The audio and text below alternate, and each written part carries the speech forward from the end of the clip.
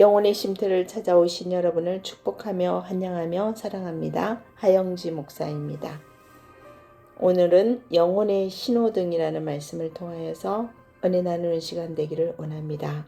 마가복음 1장 40절에서 42절 한 나병 환자가 예수께 와서 꿇어 엎드리며 간구하여 이르되 원하시면 나를 깨끗하게 하실 수 있나이다 하니 예수께서 불쌍히 여기사 손을 내밀어 그에게 대시며 이르시되 내가 원하노니 깨끗함을 받으라 하시니 곧 나병이 그 사람에게서 떠나가고 깨끗하여 진지라.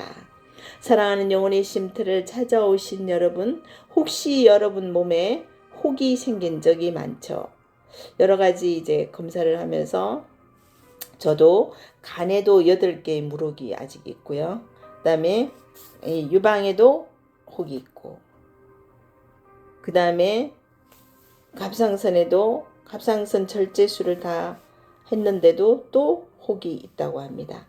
처음엔 별것 아닌 것처럼 보이지만 시간이 지나면 이게 혹 같은 게, 그 다음에 또 대장내시경, 위내시경 할 때 용종이 있으면 떼내잖아요. 그죠?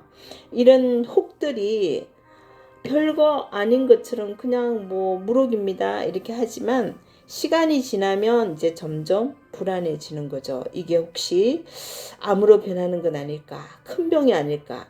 내 몸에 무슨 일이 생긴 걸까? 이렇게 생각하게 된다는 거죠.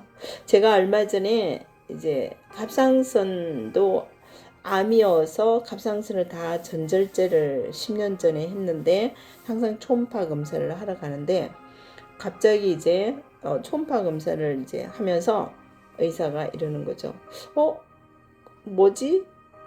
목에 뭘 설치했나요? 이러는 거예요. 근데 갑자기 막 가슴이 철렁 내려앉는 거죠. 불안해하는 마음으로 이제 왜요? 무슨 일이 있어요? 그랬더니 갑자기 아닙니다. 아닙니다. 제가 젤리를 제대로 안 묻혀서 뭐가 있는 것처럼 보였네요. 아닙니다. 이런 거죠. 근데 정말 갑자기 온몸이 쫄아드는 거죠. 몸속에서 뭔가 잘못된 신호가 이제 드러나는가 아닌가.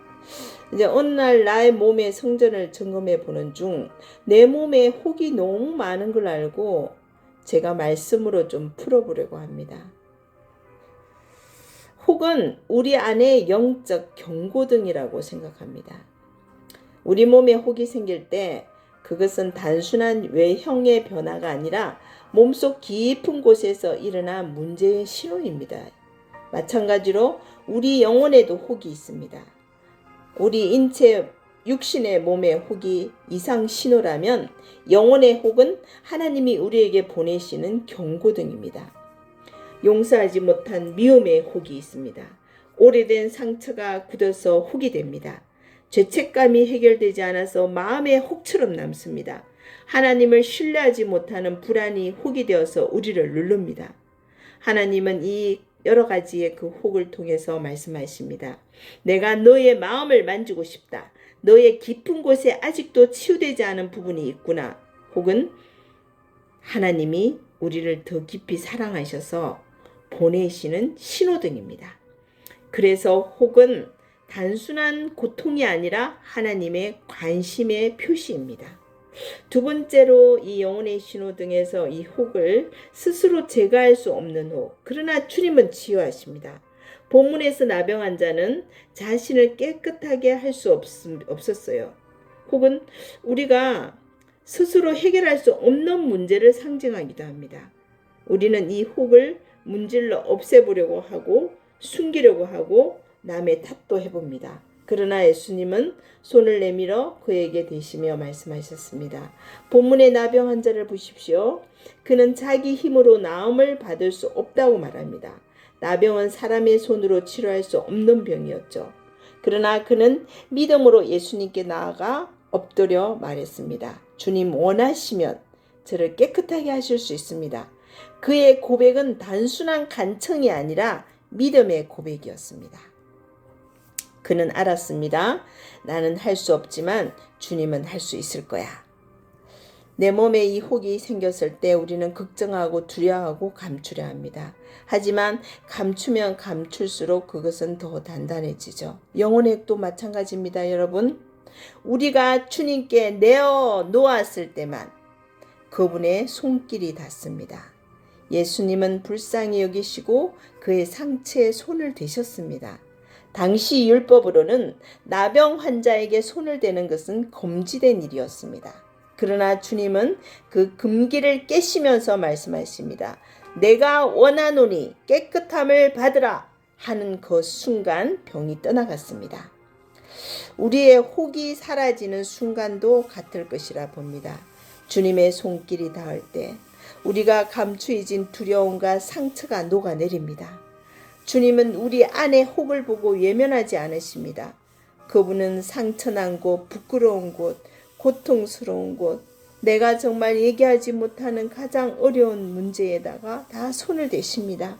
그 손이 닿는 순간 그 육신의 혹은 영혼의 혹은 사라지고 영혼은 자유케 되는 것입니다.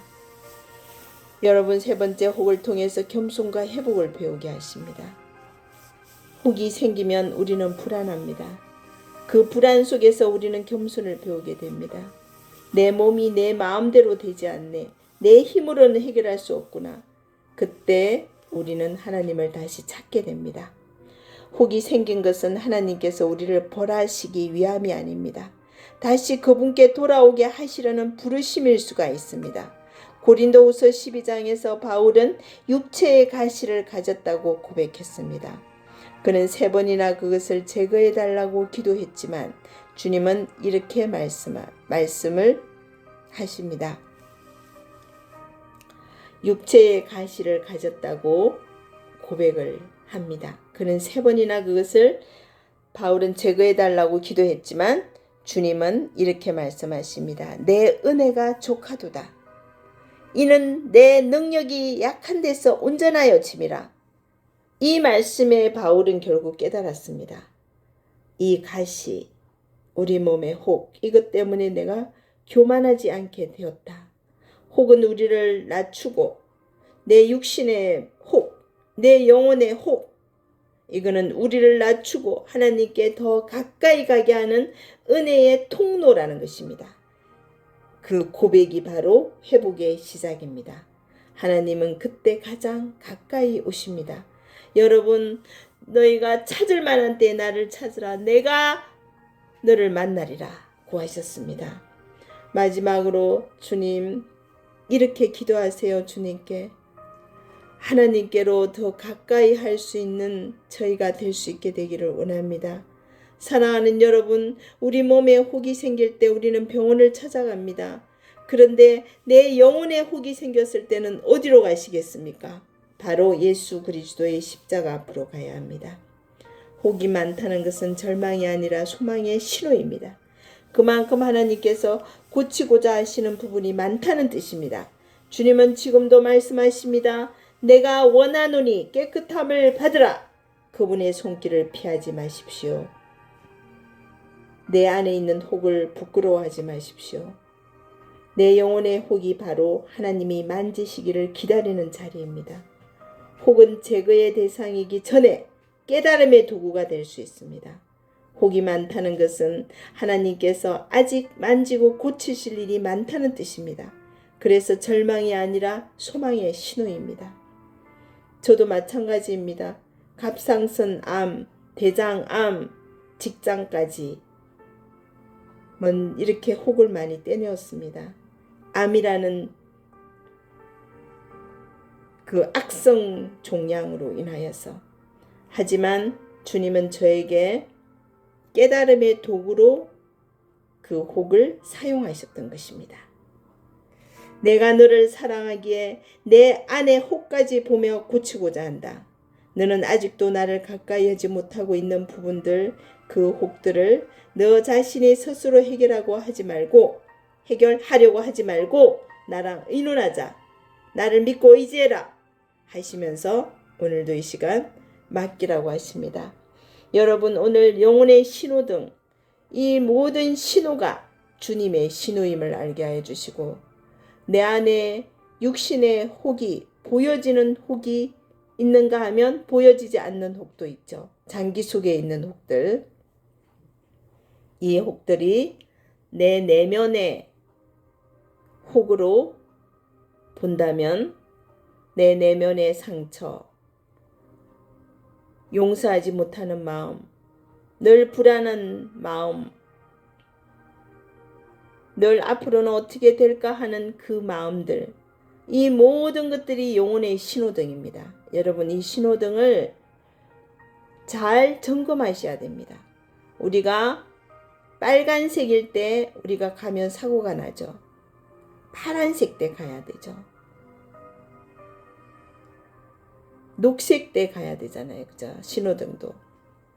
여러분, 여러분의 그 영혼의 내면에 빨간 신호등이 켜질 때 내 마음대로 가지 마세요.